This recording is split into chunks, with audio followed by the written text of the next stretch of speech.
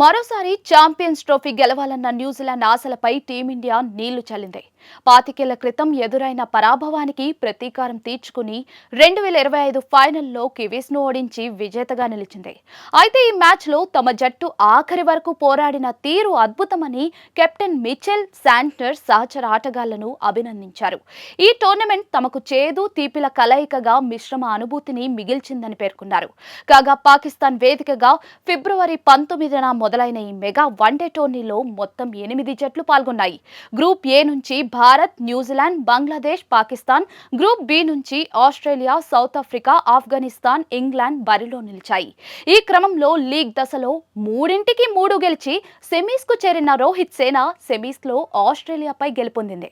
మరోవైపు గ్రూప్ దశలో కేవలం టీమిండియా చేతిలో ఓడిన కివీస్ సెమీఫైనల్లో సౌత్ ఆఫ్రికాను ఓడించి ఫైనల్లో భారత్ ను ఢీకొట్టింది. దుబాయ్ వేదికగా ఆదివారం జరిగిన టైటిల్ పోరులో భారత్ చేతిలో 4 వికెట్ల తేడాతో ఓడి రిక్త హస్తాలతో వెనుదిరిగింది. అయితే 49వ ఓవర్ వరకు ఫలితం తేలకుండా న్యూజిలాండ్ బౌలర్లు అడ్డుపడటం, ఆఖరి వరకు పట్టుదలగా పోరాడిన తీరును ప్రస్తావిస్తూ శాంట్నర్ ఆసక్తికర వ్యాఖ్యలైతే చేశారు. ఓటమి అనంతరం మీడియాతో మాట్లాడుతూ ఆఖర్లో మాకు మిశ్రమ అనుభూతి లభించింది. అయితే ఫైనల్లో పటిష్ట జట్టు చేతిలో ఓడిపోయినందువల్ల పెద్దగా బాధపడాల్సిన పని లేదు. మ్యాచ్ అశాంతం మేము టీమిండియాను సవాల్ చేయగలిగాం. అది మాకు సంతృప్తినిచ్చింది. 1-2 చిన్న తప్పుల వల్ల మ్యాచ్ మా చేజారింది. ఏదేమైనా ఈ జట్టును చూసి నేను గర్విస్తున్నాను. టోనీ అశాంతం మా వాళ్ళు అద్భుతంగా ఆడారు. అనుభవజ్ఞులు, యువ ఆటగాళ్లతో మా జట్టు సమతూకంగా ఉంది. ఇలాంటి జట్టుకు కెప్టెన్ గా ఉండటం అంత తేలికేమీ కాదు. నాకైతే ఈ టోర్నీ అద్భుతమైన అనుభవాన్ని ఇచ్చింది. ముందుగా చెప్పినట్లుగానే మేము బలమైన జట్టు చేతిలో ఓడిపోయాం. ఇంకో 20 పరుగులు చేసి ఉంటే ఫలితం వేరేలా ఉండేదేమో. అయితే రోహిత్ శర్మ తన అద్భుత బ్యాటింగ్ తో మ్యాచ్ ను మా నుంచి లాగేసుకున్నారు.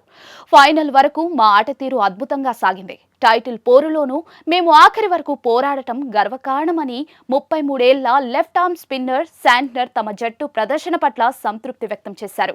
భారత బౌలర్లలో స్పిన్నర్లు వరుణ్ చక్రవర్తి, కుల్దీప్ యాదవ్ పొదుపుగా బౌలింగ్ చేసి 2 వికెట్లు తీశారు.